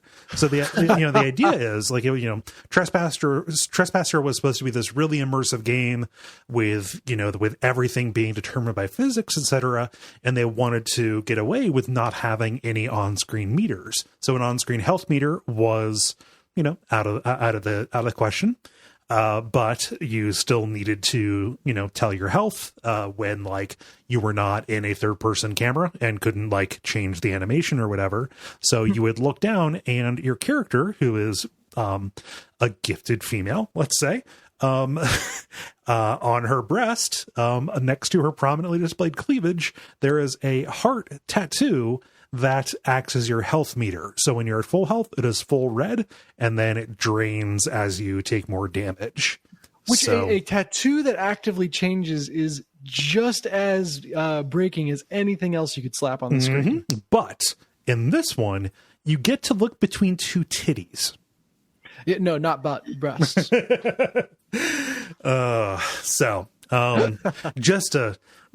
to make sure that it's clear, it was one of the first times I really encountered a way for a game to hide its meters, and it was so clunky. I mean, I appreciated it as a 12-year-old kid when I played it. I was like, oh, that rules. But it's, probably not the best practices, and we can mark progress against that. You hide the meters by showing everything else. Other than that, a fairly revolutionary game in terms of its, mechanics and technology. Oh, yeah. No doubt. Was this the one that did like dynamic sound creation by mixing? Okay. Yep. Okay. Yep. Yeah, it was too ambitious. It could not fulfill what it needed to, but it tried. Damn it. Ben, how about you? Yeah, this one's like not like realistic what they did, but I'm just gonna throw out the Call of Duty Modern Warfare games where they're just like, we're not gonna have somebody worry about health. Like we'll just display red blood over their eyes as they're like, hey, about to die. Yep. But that'll go away and they'll be back to 100%. I think it's good. The fact that they just got rid of a health meter I thought was really good. Like you don't need to really micromanage or like look at the numbers or anything like that. Yeah. Oh, I thought you were going to say the fish physics. Fish physics. And which one? I don't know. Which one was that? I think you mean the physics. Yes, the fish. I need more information. I can't peg down what So that is. one of them during their E3, they made a big deal out of the fact that like as your Snake Eater was swimming, I don't know, to wherever he did, like the fish schools of fish would react to you and like swim away in a realistic manner. It just became infamous for just being a dumb, like, non-feature. Yeah. An extravagance, let's say. Extravagance, also a difficult word to say. David, how about you? So I think for me, mine is definitely games that give a in-world reason for why your character keeps coming back to life. Okay, so like the Vita Chambers. Vita Chambers, or I think one of the most effective instances of it is the Dark Souls the Curse series. The reason for me is because I feel like otherwise, dying kind of in some ways cheapens the story, because it's like, I don't know, it's fairly easy to be the hero when like, you can just keep trying until you might manage to get lucky. Mm-hmm. On the other hand, especially something like Dark Souls kind of flips the script, mm-hmm. where the entire point is that your heroism is the fact that you go through, just dying over and over again. Mm-hmm. So yeah, I think that's something I would like to see in more games. Mm-hmm. Yeah. And Dennis, round us out. Yeah, so just there you made me think of, I believe, Prince of Persia 2, where if you die, he's like, no, sorry, I'm telling the story wrong. Yeah, Sands of Time. Yeah. Mm-hmm. Although, if you told a story like that, just like, and then I died, I was, my body was limp upon the spikes. No, that's not how it turned out. I'm here telling the story now. Anyway, I would not have very much patience for that person. The douchey kids from the age of not. Yep. Just literally every sentence is a lie with not and then the truth. Yeah. So for me, there were two that came to mind. The first is in Little Big Planet, because it's a game where people are creating levels, and it's very easy to have situations where you are stuck and can't make progress. They've built in a reset button to mm-hmm. reset you to the latest checkpoint, only instead of just resetting, your little sack boy squeezes and flexes until he pops, and that, the kind of cutest little reset that you've ever seen, mm-hmm. And in a way to make that a little more delightful. And then the second one is in the Uncharted games, your health and the eventually dying. It seems like a break that Nathan Drake could eat so many bullets over the course of a game. However, it was revealed, or someone pointed out, that if you watch, he never actually gets hit by anything mm-hmm. until the bullet that kills him. Yeah. And they'll make the screen go darker and stuff like that, like more ominous. Mm-hmm. But really, that represents his luck running out. Yeah. And so he's taking the normal amount of damage, which is 0, before he's caught by a bullet and then dies. Yeah, that was that's a kind of a relatively older kind of interpretation of what hit points means. Mm-hmm. Whether it's actually like how much blood you have in your body, or if it's your your willingness to go on, etc. Like this represents your luck is a common one that I've heard or seen. There's actually a really good breakdown of particularly like the D20 system hit points, basically mm-hmm. arguing that it's mostly your character's ability to roll with the punches and turn like a lethal attack into merely an injurious one. Mm-hmm. Yeah. I'm always down for hearing that. I've been on a big kick of reading like RPG source books recently, and I love like honing in on that. on that description, how they conceptualize it. As a side note, if you want a really good one, check out Veins of the Earth. Okay. It's basically like what if the Underdark accepts survival horror. Oh. Okay. Yep. You know how to pitch something to me. Cool. Well, thank you everybody for writing in. If you would like to participate in these in the future, you can go to facebook.com/thelevelpodcast. And those go up on Monday afternoons. And thank you, Dennis, for posting this. The End Boss. And now it is time for the End Boss, where we talk about things that are happening in the world of video games around us.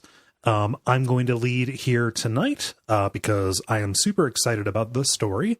There have been a lot of leaks that have come out of Nintendo here in recent years, mostly relating to older games. Seems like they need a plumber.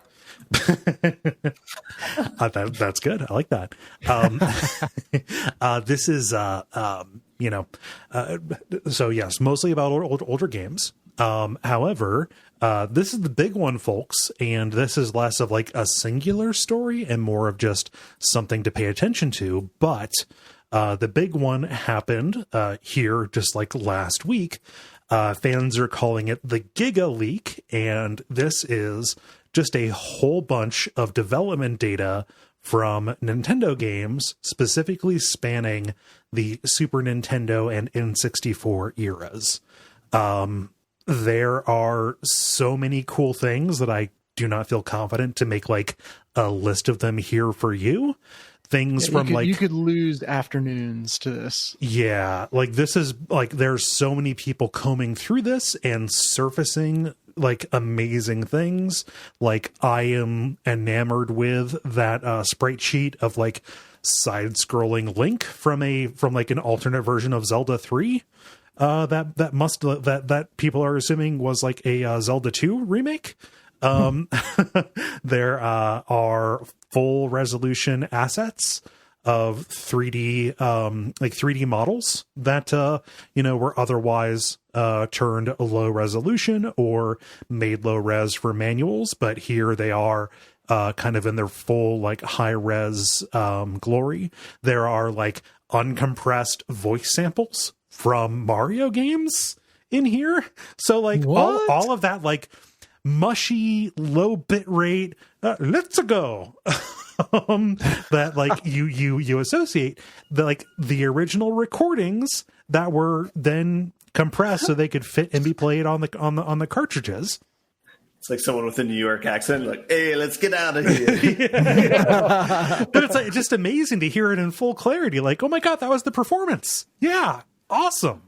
Like all of the versions that like Yoshi went through, like all of the awkward ones that they like rejected before they got to the good one.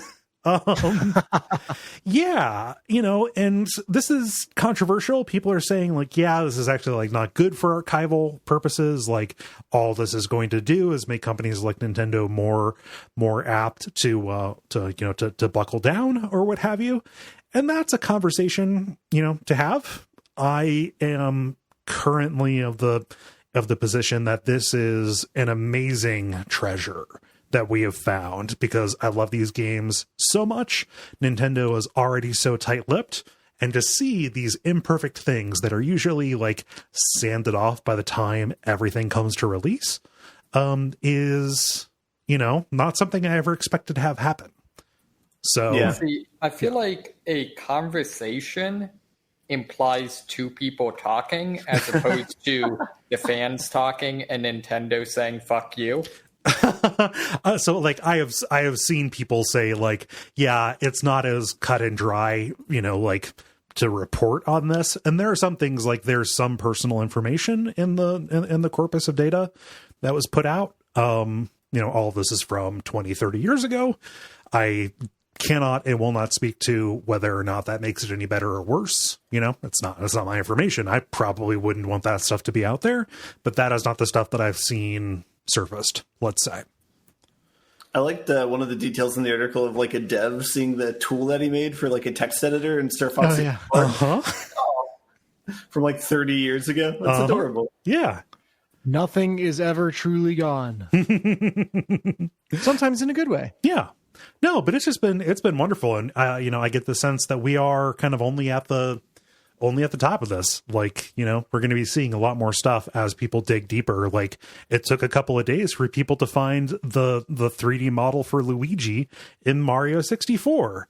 Like, that was an urban legend.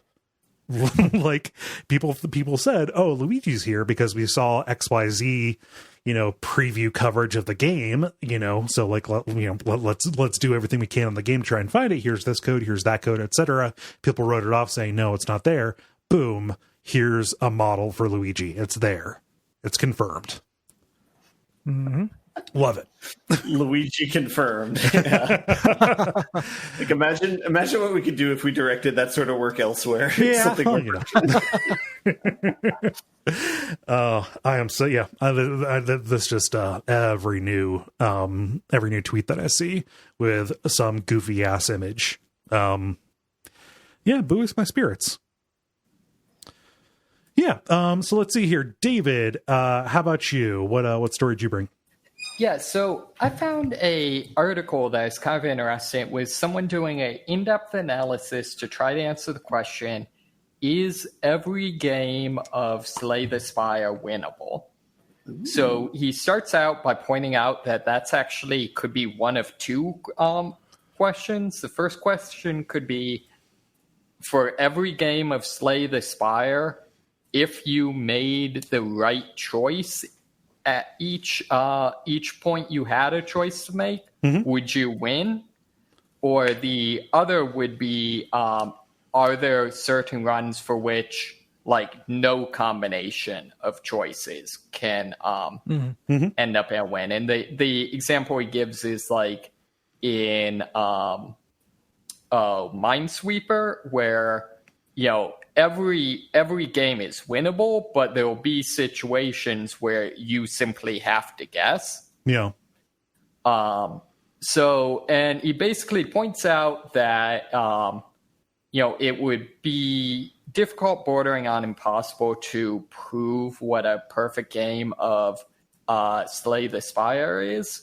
Yeah. However, if you look at like high-end players, they apparently win about 99% of the time. Mm-hmm. Which is nuts, by the way. Or is that on Ascension mode or regular mode?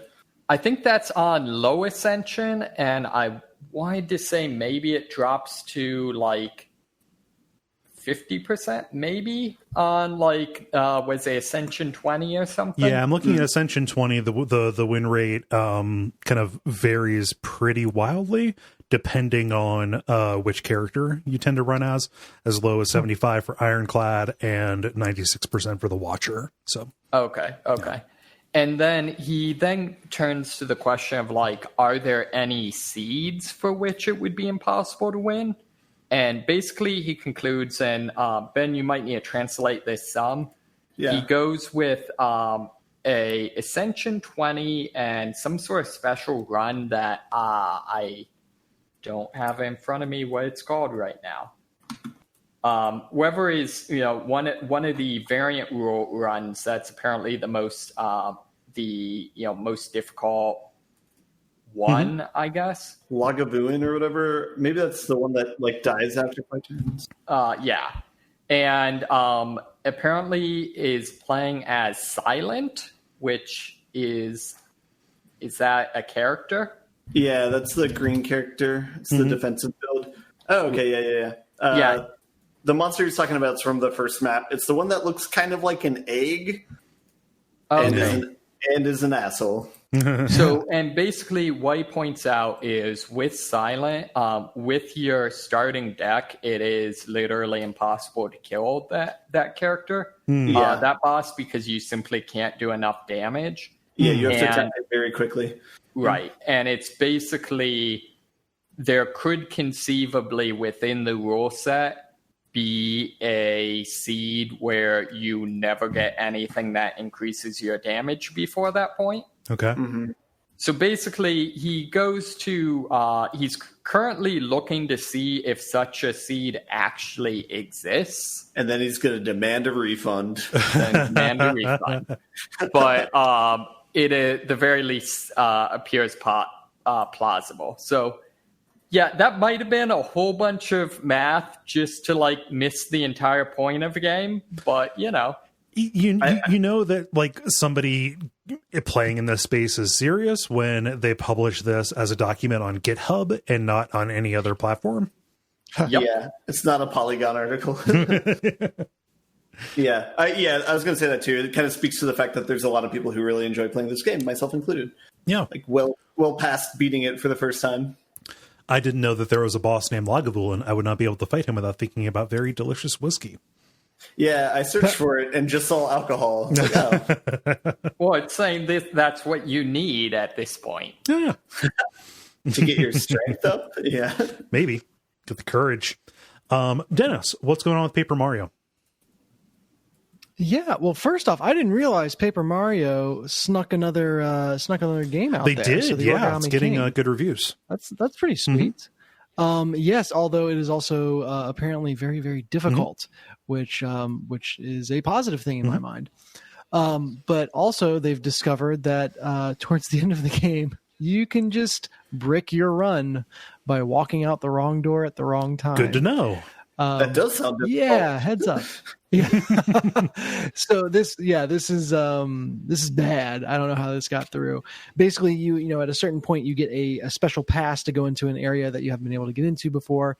And if you go into that area and promptly leave, it will take the pass, but not register that you've gone in and ask you for the pass again with no way to get the pass. Yeah. So I imagine this is going to be patched quickly. Yeah. But people who have gotten to that point and made that mistake are stuck kind of just waiting for that to happen, or stuck starting over from scratch because there's no way around it. Yeah. Because it auto saves when you walk the wrong direction. So yeah, that bad. Yeah. Yeah, so that really, this is just an excuse for me to talk about the Origami King being a thing and me being excited for it. I will remind you that Jen is the one who's primarily been into Paper Mario before. And in the last one she played, she came across like the end game dungeon run boss tower. It's like 100 floors of madness, or whatever. You know, and you come across that, I won't say relatively early in the game, but well before the point where you should actually attempt it. She decided that she was not moving any further in the game until I think I know which one this is. Like the flip side dungeon in Super Paper Mario on the Wii. Correct. Yeah. And so reading this and being like, ooh, difficult combat. Like, yes. This perhaps will be a thing that she's into. Yeah. Yes. I can't wait to plant that seed and watch it grow. So we will make sure not to hit this game ending bug. Yeah. Wait a week. Wait a week or two. Probably it'll be fixed. It might be fixed now. Hopefully by the time you guys are listening to this. Yeah. Nice. And Ben, do you have a story? I don't, but I have a segue that I was going to talk about because Den's story reminded me of something else that I watch. I'll sometimes watch like behind the scenes like game development videos talking about like the process of making games. And there's one with Stardew Valley where they mentioned something similar happening. It's just made by the one guy who lives in like the Pacific Northwest area, Seattle/Tacoma-ish. But he found a game-breaking bug like the day he was going to ship the game. And so he like, I guess maybe it was like the night before or whatever. So he stayed up all night programming, trying to fix it. And he successfully did before shipping it out. Oh, wow. So this is a thing that can happen at all levels of game development. So. I can't imagine how stressful that would be. Yep. Yeah. Yeah. Nice. Well, how do you all feel about buttoning it up? Let us buttons. The credit. Thank you so much, everybody, for listening to this episode of The Level. I really appreciate it. All I can think of by way of promotion is that our the audio from Duckfest 2020 is going to be available for sale, should be this week. selling that again to benefit the same cause, Color of Change. So you can go in there and listen to not just a new episode, like a new episode of this show, but a bunch of other things. That was a very fun weekend, and this is a way to bottle it up for folks. Yeah, there's that, and then there's also the usual stuff: Patreon, iTunes reviews, all of those kinds of things. Is there anything I'm forgetting? No, sounds good to me. Okay. Yeah, so I've been Kole Ross. You can see my tweets on Twitter at Kole Ross. I've been Dennis Furia. You can find me on Instagram, Facebook, and Twitter at Deck of Wonders. You just have to put underscores between the words on Twitter. Cool. I'm David Mysmith. You can find me as long as you social distancing afterwards. Yeah.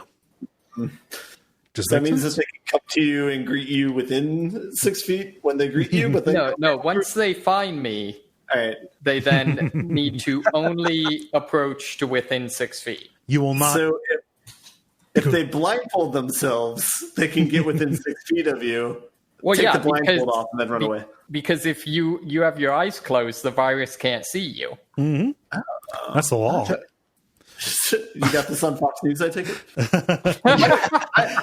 Okay, so I've been Ben Merkel. You can find Jala-chan at Jala-chan in places. I was going to say this earlier when Dennis was making a joke about getting video game news source. I thought about saying Star Fox News, and it never came to pass. Oh, yeah, yeah, I like that.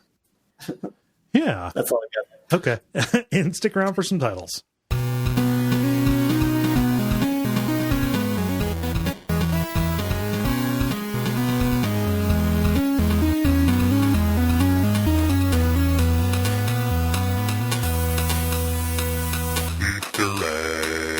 Okay, I only have one. I have the Universe box. That's good. Who else has them? I've got 4. Okay. Ooh. I've got It's Gonna Be Goopy. The Numbers Are the Quest. Ooh. I have Fishix. Okay. And then I have Luigi Confirmed. Okay. So I had one. I had, let's get out of here. Hey, let's get out of here. Yeah, okay. I have 2 titles, and they kind of are, they're not supposed to be related, but they're kind of related. So the first one is The Extravagance of Tsushima, because it's really painful for Kole to say. Okay, cool. And then the other one I have is Life is Pain. Oh, yeah. That is a 2020 approved title. Yes. The one that got the strongest reaction was It's Gonna Be Goopy. I kind of like that one. Yeah. I did too. Okay. Thematically appropriate. Okay, cool. Awesome. Well, I'm going to go. I have had a long day. I'm going to spend the rest of it in bed. Sleep is precious. Yeah. Playing Sudoku. Probably for about 20 minutes. There you go. We've crossed paths, by the way. I play Picross now and you play Sudoku. Ooh, yeah. Nice. I am eternally disappointed that Picross does not involve Pikmin. There might be a Pikmin puzzle in Picross. Oh, well. I mean, it's spelled with a C and not a K, so Yes. that's on you, David. Which one is Pikmin spelled with? Okay. Okay. Yeah. Okay. Cool. All right. Take care, you guys. Be safe, please. Have a good week. Congratulations, Dennis. Well, thank you. Thank you. Bye. All right. See you guys. Bye. Bye. Peace, y'all.